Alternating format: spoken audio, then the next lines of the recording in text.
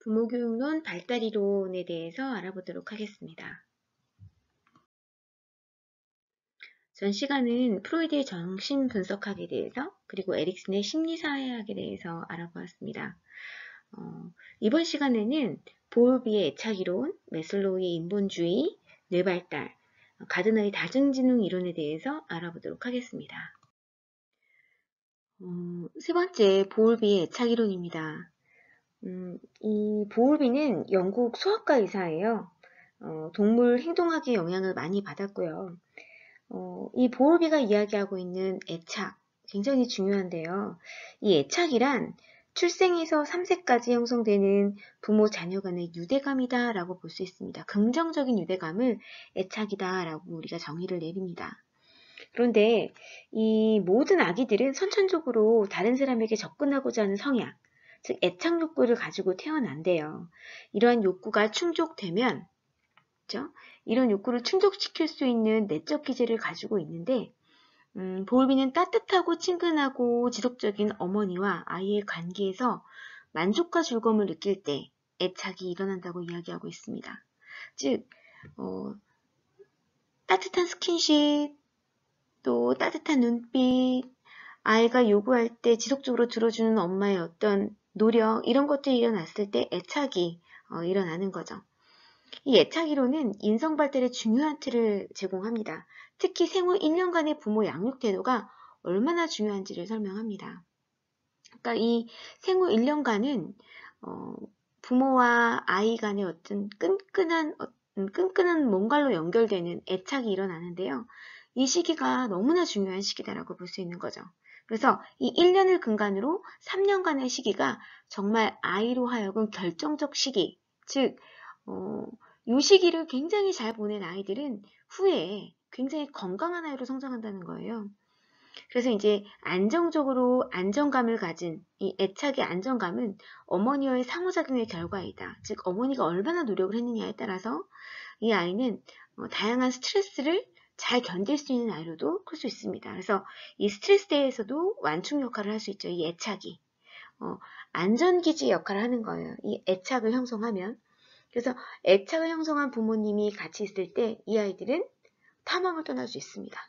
불안해하지 않고 엄마 믿을 만한 성인이 옆에 있으면 언제든지 새로운 다양한 것들, 만 2세 정도 되면 걸으면서 다양한 것들을 이제 탐색해 나가기 시작하는데 애착 형성이 잘 된 아이들은 여러 가지 물건에 호기심을 보이면서 적극적인 탐험을 실시할 수가 있습니다.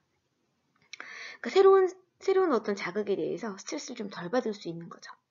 이렇게 안정된 애착 형성은 이후에 아이 진취적인 성향, 탐색 능력의 발달, 사회성 발달, 리더십 발현으로 나타나게 됩니다. 보울비의 애착이론을 동물에 또 적용해 본 게 로렌츠의 각인이론이죠. 로렌츠는 사실은 거위 아빠 이렇게 불릴 정도로 거위들을 몰고 다녔어요.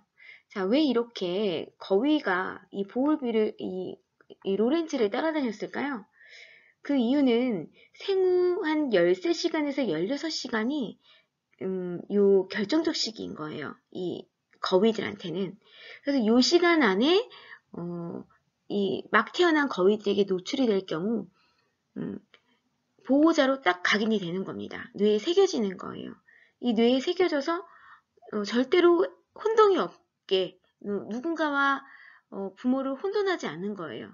그래서 이 시기에 노출된 이 로렌츠에 노출된 이 거위들은 로렌츠가 아빠가 된 거예요. 그래서 졸졸졸졸 따라다닌 거죠.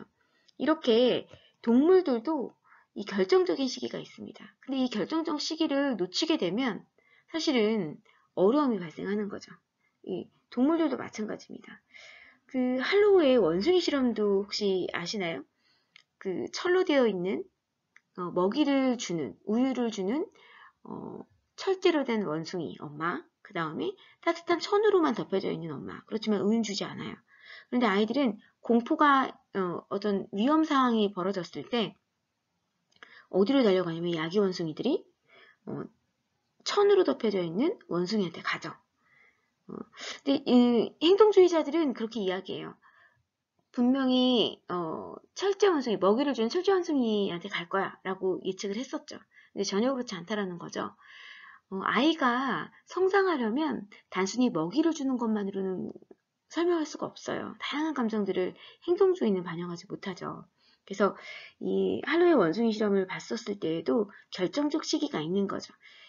부모님의 따뜻한 손길이, 엄마의 따뜻한 접촉이 없이 자란 아이들은 뇌손상을 입어서 그 시기가 길면 길수록 뇌손상이 커져서 무리에 들어가서는 도저히 살 수 없는 큰 피해를 입었다고 할 수 있어요. 그래서 이제 이 원숭이들을 이제 여러 가지 실험을 했는데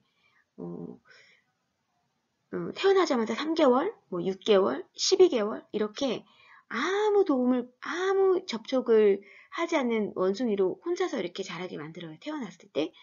그러면 3개월간 혼자서 방치된 이 아기 원숭이를 이제 무리에 집어넣습니다. 자, 그럴 때 이 원숭이 6개월 동안 혼자 있었던 원숭이를 무리에 집어넣었을 때 12개월을 혼자 뒀던 원숭이 새끼를 무리에 넣었을 때 굉장히 다양한 반응이 나타났어요. 3개월은 그래도 적응을 하면 살아가지만 12개월, 1년 동안 떨어져 있던 이 혼자서 방치되어 있던 이 원숭이가 무리에 갔을 때에는 되게 공격적이고 뇌손상을 입어서 이 무리에서는 도저히 같이 존재할 수 없는 이 원숭이로 자라나게 된다는 거. 그래서 이 생후 초기가 굉장히 중요하다는 걸 이 할로의 원숭이 실험에서도 또 알 수가 있습니다. 그리고 굉장히 터치, 따뜻한 느낌의 어떤 터치, 이런 것들을 굉장히 아기 때는 중요하다라고 하는 거. 이게 이제 이 할로우 실험에서는 볼 수 있었던 부분입니다. 보울비랑 뭐 로렌츠라든지 아니면 할로우가 여러 가지 실험을 했듯이 아이들에게는 결정적 시기가 있는 거예요. 생후 초기에 1년 너무 중요하고 그래서 3년까지 이르러서 부모와 어떤 끈끈한 유대감 이런 것들이 형성된 아이들은 그 후에 안정 애착을 가지면서 여러 가지 것들을 탐험하면서 좀 행복한 아이로 자라날 수 있는 거죠. 그 시기에 부모가 어떻게 해야 되는지에 대한 방향성을 알려준 이론이라고 볼 수 있겠습니다. 특히 이제 그 에인스워스는 아이의 실험에서 낯선 상황실 실험에서 안정애착에 대한 또 회피적 애착에 대한 저항애착에 대한 결론을 얻게 돼요. 그래서 이제 일부의 어떤 공간에서 엄마가 같이 있다가 잠깐 나가게 되는 거예요. 그랬을 때 아이들 반응을 본 거예요. 자, 안정애착을 형성한 아이들인 경우에는 어때요? 부모가 잠시 자리를 비우거나 눈에 보이지 않아도 크게 당황하지 않고 잠깐 울지만 부모가 곧 돌아올 것이라고 믿기 때문에 금방 멈춰요. 그리고 엄마가 왔을 때 금방 멈춥니다. 그쵸? 여긴 65%라고 하는데 50% 정도의 아이들이 이 안정애착을 보인다고 해요. 그러니까 이 안정애착을 보이는 애들은 생후 초기, 여기서 3세 사이에 부모의 어쨌든 끈끈한 신체 접촉, 지지, 그쵸? 공감, 그 다음에 아이의 요구에 즉각적인 반응을 보였던 아이들, 부모하고의 어떤 신뢰감이 잘 형성되어 있던 이 아이들은, 부모가 잠깐 나갔다 와도, 금방, 올 거야 라는 생각을 갖고 있고, 믿을 만한 부모 밑에서 있었기 때문에, 금방, 흥분도 가라앉히고, 또 곧 놀기 시작합니다. 자, 그런데, 한 20% 아이들은 이제 회피적 애착을 보입니다. 근데 이 회피적 애착은 뭐냐면 부모의 존재 여부에 크게 신경 쓰지 않아요. 그래서 사실 이제 낯선 공간에서 부모가 사라지면 굉장히 불안해할 텐데 외부의 어떤 영향을 안 받는 거예요. 부모가 사라져도 다시 나타나도 별다른 반응을 보이지 않습니다. 이런 유형의 아이들이 이제 회피적 애착을 가진 아이들이에요.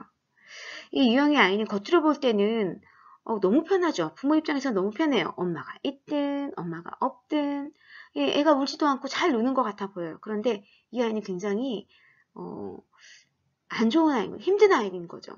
문제가 있는 아이라는 거예요.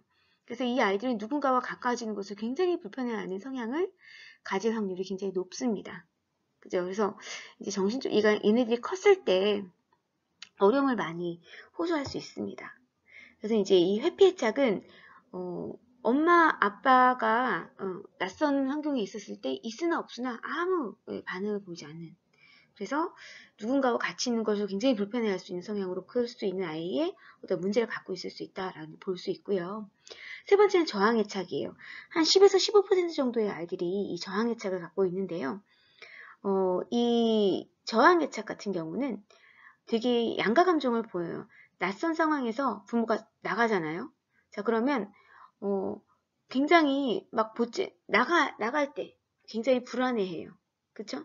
그런데 막상 부모가 다시 와서 아기를 안으려고 할 때 굉장히 거부하는 걸 보여줘요. 부모가 곁에 있으면 불안하고 떨어지지 않지만 부모가 나가면 나갔다가 다시 들어오면 미친 듯이 또 울고 보채고 거부해요. 이게 이제 저항애착입니다. 그래서 이 유형의 아이는 부모가 가진 신뢰가 굉장히 낮기 때문에 이 엄마가 항상 불안한 거예요. 낯선 상황에 마주하는 것 자체를 되게 두려워해요. 그래서 이 저항애착을 가진 아이들이 막 집착하는 경우가 많아요. 헤어질 거에 대한 두려움 때문에 집착하는 경우가 되게 많아요. 그래서 이제 이런 건강하지 못한 거죠. 그래서 생애 초기에 아이들에게 저도 여기서 3세가 굉장히 민감한 시기, 결정적 시기임을 알고 아이에게 충분한 애정을 주고 충분한 공감을 해주고 아이가 어떤 욕구를 표출했을 때 아이의 요구를 즉각적으로 반응에 답해주는 그런 부모가 되어야 한다는 걸 굉장히 강조한 이론이라고 볼 수 있겠습니다. 인본주의 대표 주자죠. 매슬로우입니다. 매슬로우의 동기이론에 대해서 좀 알아보도록 하겠습니다. 중심 개념을 좀 살펴보면 인간의 욕구를 가장 낮은 것부터 가장 높은 곳으로 올라가는 체계의 형태로 보고 어떤 욕구가 만족되면 그 욕구는 더 이상 동기 유발 요인으로 되지 않는다고 이야기하고 있어요. 그러니까 욕구가 충족이 되면 동기에 의해서 욕구가 충족이 되면 더 이상 그 단계에 머무르지 않고 상위 단계로 올라가려고 하는 그런 욕구가 있다라고 하는 거죠. 그래서 이 욕구가 달성이 되면 그 다음 단계 욕구, 그 다음 단계 욕구로 점점 올라간다라고 볼 수 있겠습니다.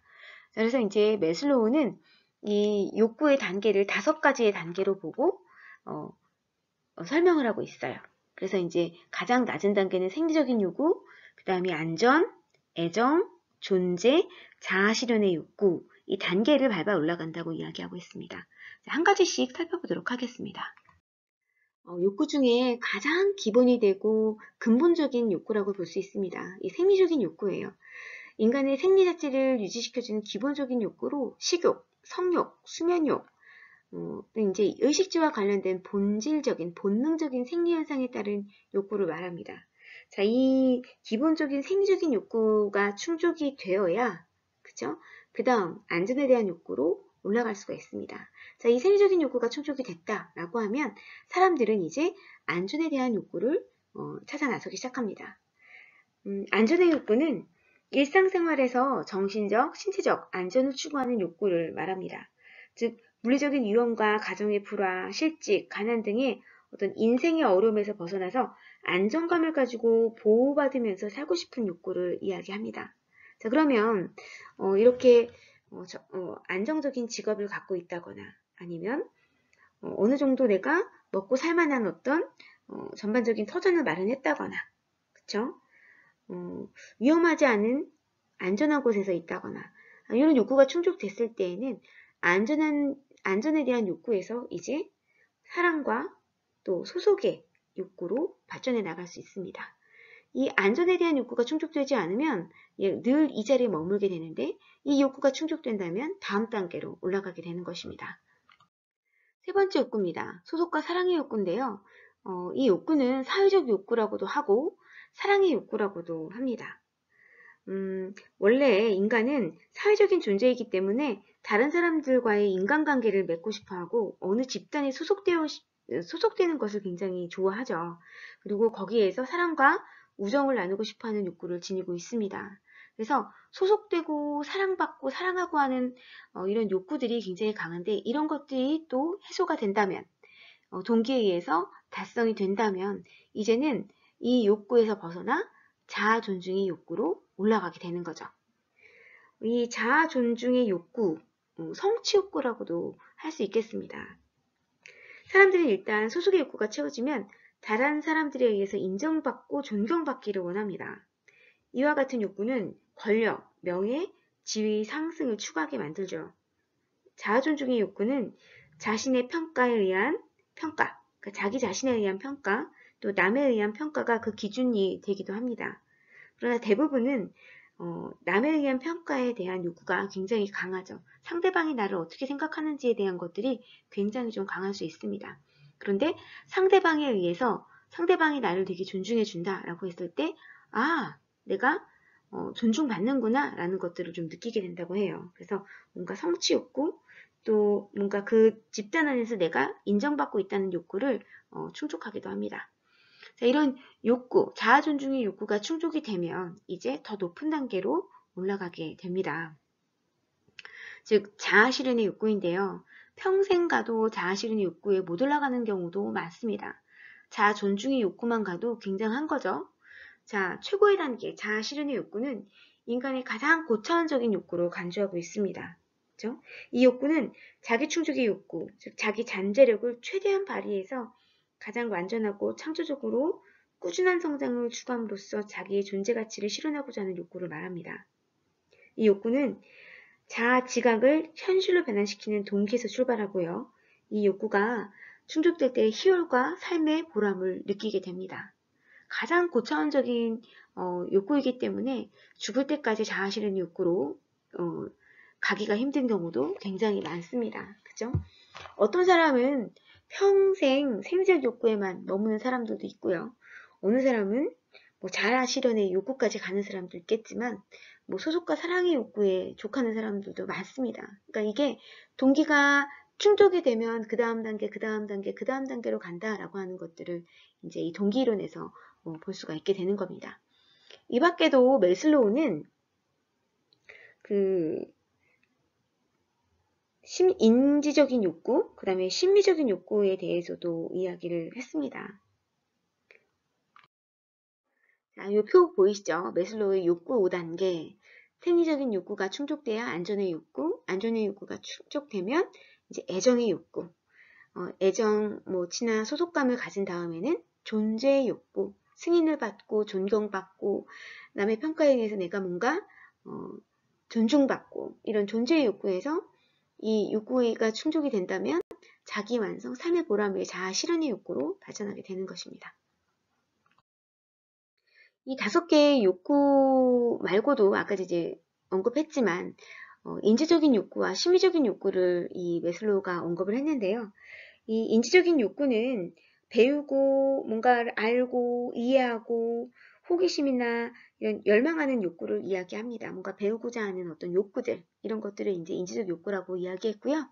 이 심미적인 욕구는 좀 아름답지 못한 것, 추한 것들을 좀 피하고 아름다운 것들을 추구하는 욕구를 이 심미적인 욕구라고 언급했습니다. 그러니까 이제 이 다양한 이 욕구 체계, 에슬로의 욕구 5단계 외에도 인지적인 욕구도 가지고 있고 심미적인 욕구도 가지고 있다라고 이야기를 하고 있습니다. 5번째, 뇌발달 이론입니다. 뇌발달 이론이 나타나게 된 배경은 사실은 의학의 발달 때문이에요. 이 뇌라는 것들을 사실은 열어보지 않고는 어떻게 생겨 있는지 어떤 발달을 하고 있는지 잘 모르지만 이제 뇌가 움직임이나 뇌의 움직임이라든지 이런 정밀한 것들을 꼭 이렇게 열어보지 않고도 다 볼 수가 있잖아요, 이제. 그래서 이제 그런 것들을 토대로 의학의 발달이 되면서 이 뇌발달 이론이 훨씬 더 가치 있게, 의미 있게 다가왔던 거죠. 그래서 이 뇌발달이 어떻게 이루어지는가를 보면서 어떻게 접근을 해야 되는가를 조금 더 우리가 볼 수가 있습니다. 그래서 첫 번째 보시면 만 0세부터 3세까지는 전두엽, 두정엽, 후두엽이 골고루 발달한다고 보고 있어요. 그러니까 뇌 전체가 골고루 발달한다라고 볼 수 있겠습니다. 이때 뇌의 신경세포 수는 1000억 개로 태어날 때 가장 많은 수를 갖고 태어난다고 합니다. 그런데 이걸 다 많이 갖고 있지만 어떤 거는 또 쓰지 않는 것들은 죽고 어떤 것들은 새로 만들어지고 그래서 이제 여러 가지 다양한 변화를 갖게 되는 거죠. 두 번째는 만 3에서 6세 시기인데요. 이때는 전두엽이 좀 집중적으로 발달한다고 합니다. 앞부분의 뇌가 좀 많이 발달하고요. 6에서 12세 같은 경우에는 두정엽과 측두엽, 가운데, 뇌의 중간쯤 그 앞과 뒤에, 앞장구, 뒷장구 그 사이에, 그쵸? 정수리 쪽에 있는 그 뇌, 두정엽 쪽하고, 뇌의 양옆측, 귀 위쪽 쪽 있잖아요. 귀 윗부분 쪽이 이제 측두엽인데요. 그 부분이 조금, 발달한다고 합니다. 자, 만 12세 이후에는 시각 기능을 담당하는 후두엽 뒷부분, 그죠? 이 뒤통수 있는 쪽 후두엽이 좀 발달한다고 합니다. 그렇지만 이제 전반적으로 이제 그 전두엽의 대대적인 공사가 13세 이후에 또 일어나게 되고요.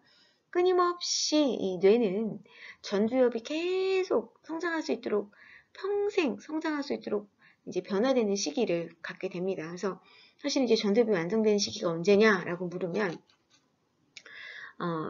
여자인 경우는 빠르면은 30세, 25세에서 30세, 남자는 30세 이렇게 이야기하고 있습니다. 아니면 평생 발달하지 못한다. 한 40세가 넘어도 이 전두엽이 아직도 완성되지 않았다. 이렇게 얘기를 하고 있죠. 그래서 이제 뇌 발달은 전반적으로 이렇게 발달 순서를 가지고 이제 우리가 그 시기에 맞추어서 발달하는 특정 부위가 있다라고 하는 것들을 좀 우리가 살펴보았습니다. 자, 여기 뇌발달 단계에 따른 학습법이라고 되어 있죠. 우리 이제 처음에 초기는 뭐 전두엽, 두정엽, 후두엽 뭐 골고루 발달한다 이렇게 되어 있어서 그럼 이때 0세 때, 아기 때 뭐 다 줘야 되나? 다 알려줘야 되나? 인지적인 것도 다 알려줘야 되나? 그렇지 않죠. 아기 때는 이 전체적인 뇌가 발달할 수 있도록 따뜻한 스킨십이 굉장히 중요하다고 얘기했어요. 그 다음에 신체 움직임 할 수 있도록 해주시는 거. 그러면 아이들 몸을 움직이고 따뜻한 애정을 주고 이러면 전체적인 뇌 발달이 이루어지죠. 자, 그 다음에 이제 그 뇌의 발달에 따라서 아까 전에 뭐 후두엽이라든지 측두엽이라든지 전두엽이라든지 이런 뇌의 발달이 일어나는 것들을 좀 감안해서 우리가 학습이랑 연결시키면 조금 더 효과적인 학습이 이루어지지 않나라는 것들이 이제 이 뇌발달 단계에 따른 학습법입니다. 그래서 이제 여기 보시면 전두엽 같은 경우는 지적인 또 감정을 조절하고 문제를 해결할 수 있는 어쨌든 굉장히 이성적인 뇌를 만들어주는 거죠. 이성적인 사람을 만들어주는 거예요. 그래서 이 전두엽은 굉장히 성인이 돼서도 끊임없이 발달하는 것이 전두엽입니다. 이 두정엽은 감각인데요. 이 이제 약간 공간 감각 뭐 이런 것들을 좀 키워줄 수 있는 거예요. 후두엽은 이 뒤통수 쪽은 이제 시각 쪽에 조금 가깝고요. 이 측면은 청각, 뭐 후각, 뭐 이렇게 측두엽 쪽 이렇게 보여진다고 합니다. 그리고 이제 이것과는 또 다른 걸로 보면 왜 우리는 좌뇌 우뇌 이렇게 있잖아요. 그러니까 좌뇌측이 좀 개발이 됐다라고 하면 약간 논리적이고 언어 쪽이 좀 강하고 또 굉장히 이제 그 예측하고 뭐 체계적이고 그런 쪽이 좀 강한 거고 운해 쪽이 조금 더 개발이 됐다라고 하면 약간 예체능 계열인 거예요. 공간 지능이 높고 또 음감이라든지 그렇죠? 뭔가 이제 뭐 전체적인 것들을 좀 보려고 하는 것들 그렇죠? 조금 더 자유롭고 그러니까 논리 분석적이 약간 자유롭고 굉장히 상상을 굉장히 잘하는 뭐 이런 쪽의 어떤 것들을 볼 수가 있죠. 그래서 이제 이 뇌의 어떤 전반적인 발달 단계라든지 뭐 어느 쪽이 이렇게 조금 성향이 있는지를 조금 알게 되면 또 아이들을 키울 때 조금 도움이 될 수도 있겠습니다. 그죠? 자, 뇌발달의 특징입니다. 첫 번째 전두엽은 사고와 언어에 대한 일을 관장한다. 이것뿐만 아니라 영유아기에 활발하게 만들어지고요. 정서와도 관련이 있다. 그러니까 이제 화가 나거나 막 공격적인 성향이 막 이제 막 이 화를 못 참는 이런 것들을 탁 관장하는 거예요. 나 화내면 안 되지. 이렇게 정서도 조절할 줄 아는 게 이제 전두엽입니다. 이 두정엽은요, 신체를 움직이는 일과 입체적 공간을 인식하는 감각 능력을 담당한다고 합니다. 그러니까 이제 이 두정엽은 약간 신체를, 그러니까 어쨌든 신체를 가지고 하는 그 무용이라든지 뭐 이런 것들이겠네요. 그죠? 입체 공간이라는 미술, 그쵸? 3D 관련한, 입체적으로 왜 그림 그리는 사람들 보면 굉장히 입체감 나타나게 그림을 그리잖아요. 공간감 있게 조각을 하잖아요. 자, 이런 것들이 이 두종협에 의해서 만들어지는 거죠. 자, 측두협은 언어적인 능력과 청각에 관한 일을 한다고 해요. 그래서 초등학교 3학년에서 10세 전후로 발달을 하고, 후두협은 시각적인 정보를 담당하기도 합니다. 그러니까 이제 이 각각의 어떤 뇌 부분에 의해서 발달하는 시기도 조금씩 다르고, 뇌가 특정적으로 조금 담당하는 역할도 다르다는 걸 볼 수가 있습니다. 두뇌 발달에 좋은 자극법입니다. 즉, 아이 0에서 3세의 아이가 두뇌 발달을 위해서는 이런 것들을 해주면 좋겠다라고 하는 거죠. 그러니까 전뇌가 골고루 발달하도록 다양한 자극을 준다. 자, 다양한 자극을 준다는 건 오감 자극을 주고 신체 자극을 주는 걸 이야기하고 있어요. 자, 막 움직일 수 있도록 도와주고 오감을 다양하게 경험할 수 있도록 해주는 게 전뇌 발달에 좋죠. 자, 그 다음에 갓난아기 잘 때 푹 잘 자는 아이가 좋다라고 하는 거죠. 충분히 잘 잔 아이들이 머리가 좋다라고 보는 겁니다. 여기서는 이제 마찬가지로 오감, 다양한 자극을 주고 부지런히 손놀림을 시키고 기어다니게 한다는 거. 그러니까 이제 아이들을 마음껏 움직이게 할 수 있는 신체적인 자극이 많이 주어지는 게 굉장히 좋습니다.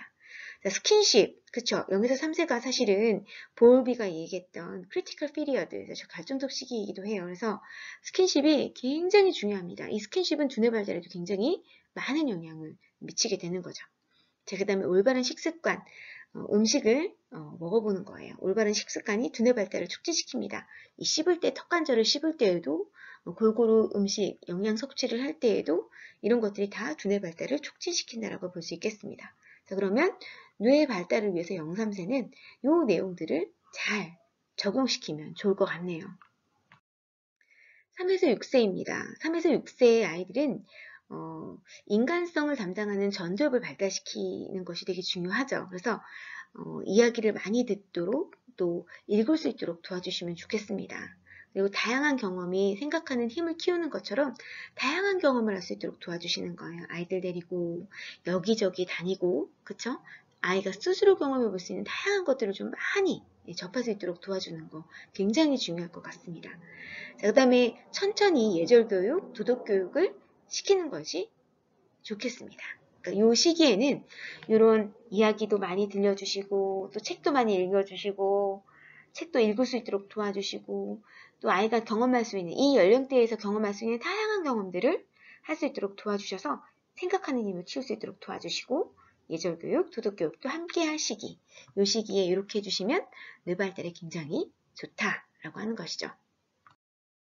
6에서 12세입니다. 언어 교육을 확실히 시켜야 한다라고 되어 있네요. 국어와 외국어 교육을 시킬 수도 있습니다. 이 시기가 학습적으로 아이들이 준비되는 시기예요. 그래서 영어나 아니면 그 외에 기타 외국어 교육을 시킨다라고 하면 가능한 시기입니다. 그러니까 이제 듀얼로 할 수 있는 거죠. 모국어와 외국어가 동시에 잘 발달할 수 있는 그런 시기다라고 볼 수 있는 겁니다. 그런데 이제 너무 많이 쓰게 하지 않는다. 그쵸? 너무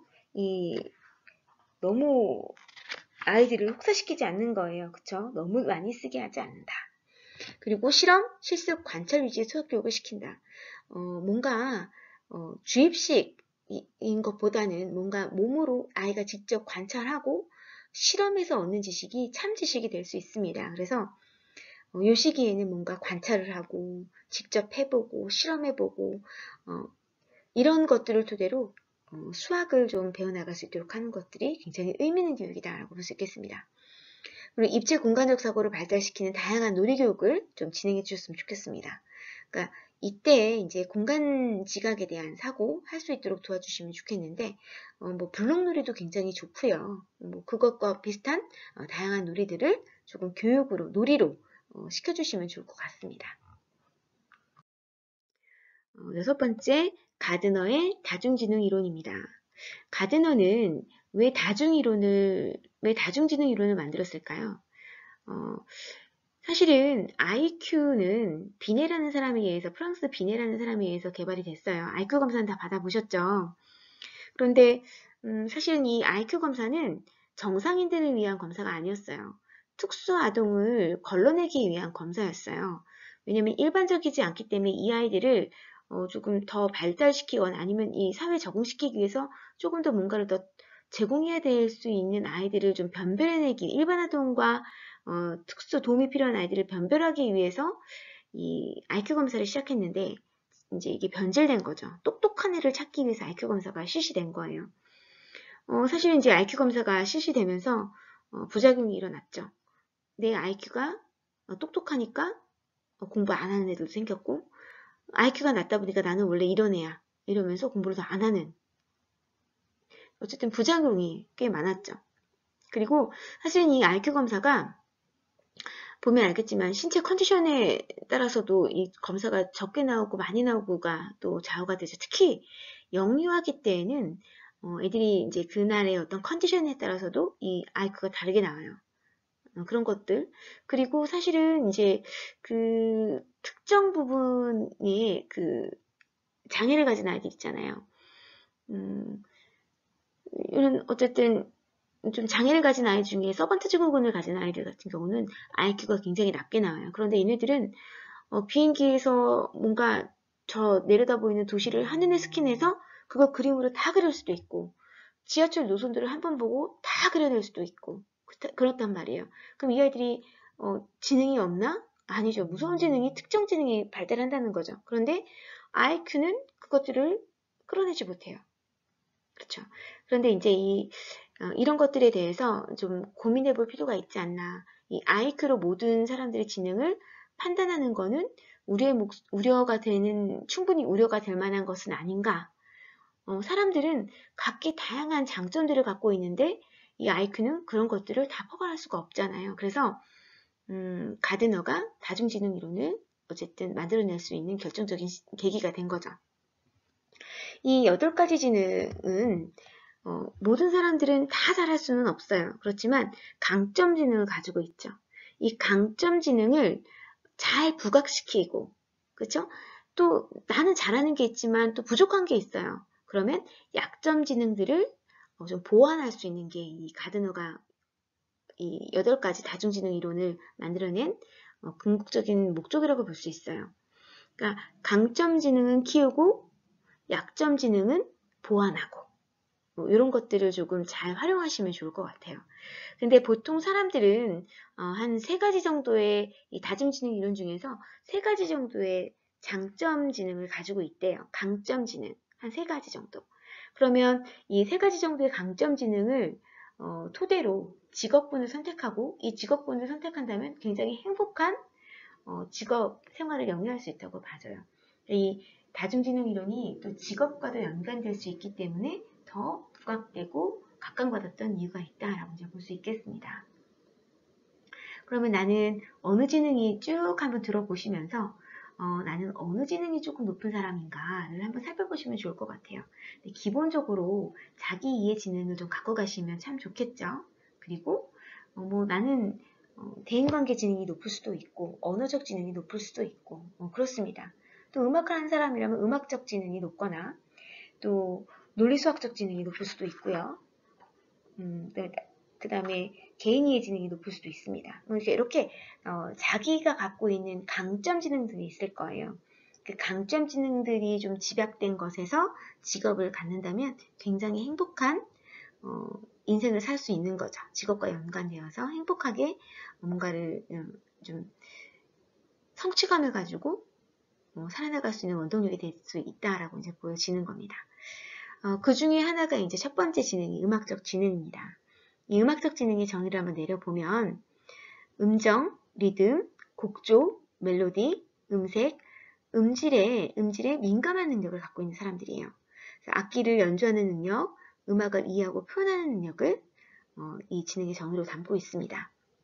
신경체계 측에서 보면은 우측의 측두엽, 운해의 측두엽, 운해 같은 경우는 약간 예술하는 사람들이 되게 좀 강하게 발달하는 능력이죠.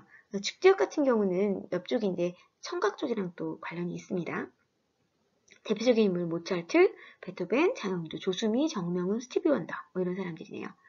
관련된 능력은 노래하기, 악기 연주하기, 작사 작곡하기, 음악 선정하기가 관련된 능력이고, 관련 직업은 가수, 작곡가, 지휘자, 연주가, 비평가, 음향학자, 음향기술자가 해당하겠습니다.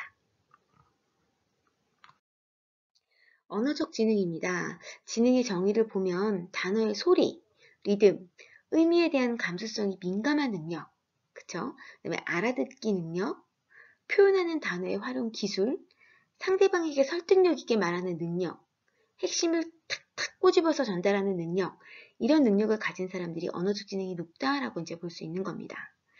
신경체계에서 좌뇌의 측두엽과 전두엽이라고 이야기하네요. 그러니까 이제 왜냐면 논리적으로 이야기하는 거, 표현해내는 거, 설득력 있게 말하는 거는 어쨌든 논리력이 있어야 되는 거잖아요. 그러다 보니까 좌뇌 쪽, 언어를 관장하는 쪽이 좌뇌잖아요. 그래서 이제 좌뇌 쪽에 측두엽, 옆쪽이 이제 좀 발달이 되어 있고, 전두엽은 또 논리적인 어떤 것들을 좀 관장하는 뇌잖아요. 이 전두엽과 좌뇌 측두엽이 이 언어적 지능을 관장한다라고 볼 수 있겠습니다. 대표적인 인물로는 김구, 김수환, 추기경, 셰익스피어, 처칠, 류샤 시인, 대처수상 이런 사람들이 있겠네요. 관련 능력을 보면 토론 능력, 논쟁, 강의력, 설득력, 이야기 창조 능력이 굉장히 이제 높은 사람들을 언어적 지능이 높다라고 볼 수 있겠습니다.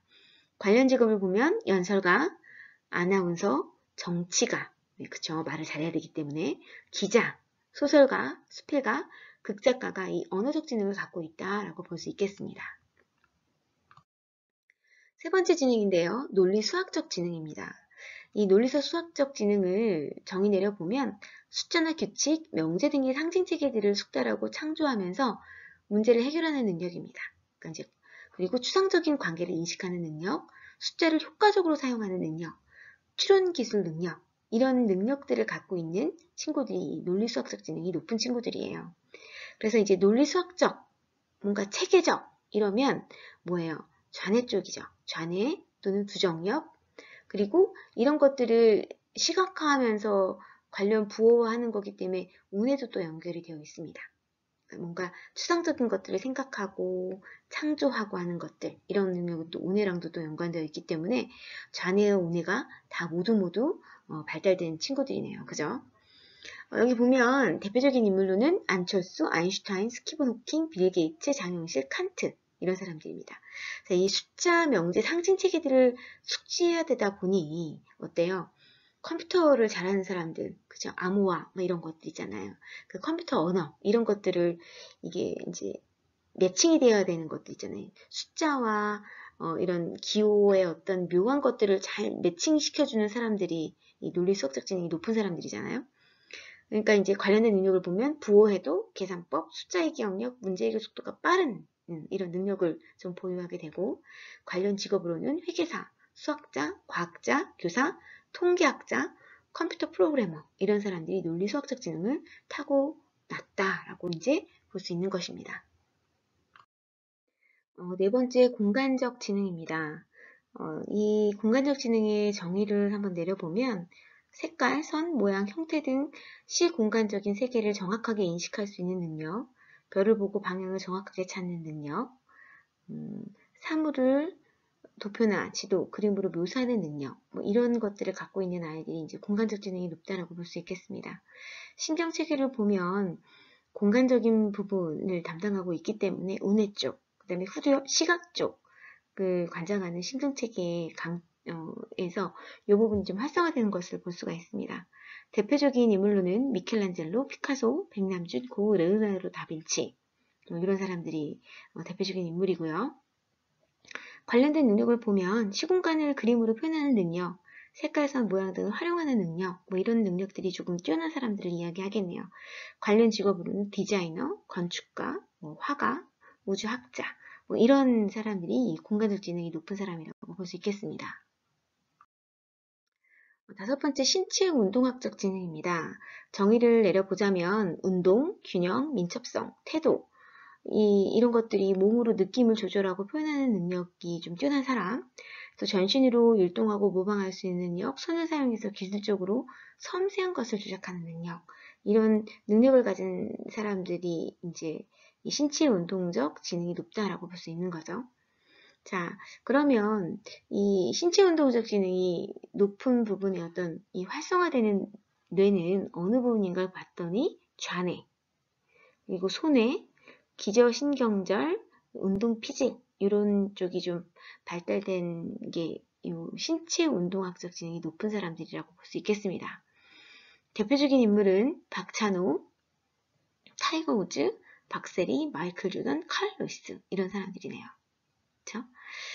관련된 능력을 보면 무술, 역할극, 드라마, 세공술, 운동감각, 균형감각, 무언극 이런 것들을 잘할 수 있는 능력을 갖고 있는 사람들이고 관련 직업으로는 운동선수, 체육교사, 무용수, 마술사, 의사, 배우, 조각가 이런 사람들이 신체 운동적 지능이 높은 사람들이라고 볼 수 있겠습니다.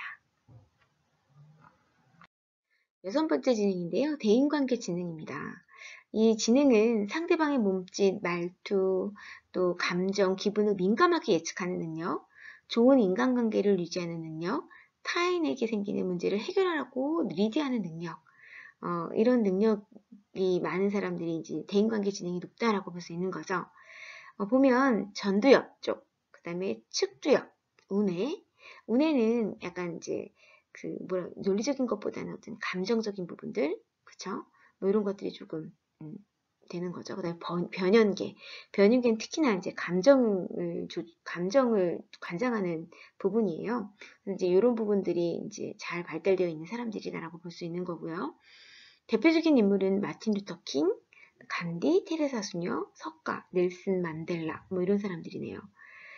관련된 능력을 보면 집단 프로젝트, 응징력, 지도력, 피드백, 인내력, 결속력 등이 있는 사람들이고 관련 직업을 보면 상담가, 종교가, 심리치료사, 교사, 정치가, 외교관 등이 대인관계 지능이 높은 사람들입니다. 그러니까 이제 상대방의 어떤 것들을 조금 잘 파악하는 사람들, 그래서 같이 뭔가 협력하는 걸 좋아하는 사람들이 대인관계 지능이 높습니다. 그래서 공부는 못해도 이 대인관계 지능이 높아도 성공하는 케이스는 이 주변 인맥 관리가 되게 잘 되는 사람들인 거죠. 그렇죠? 그래서 이제 이런 대인관계 지능이 높은 사람들이 또 사회에서는 성공하는 경우가 많습니다.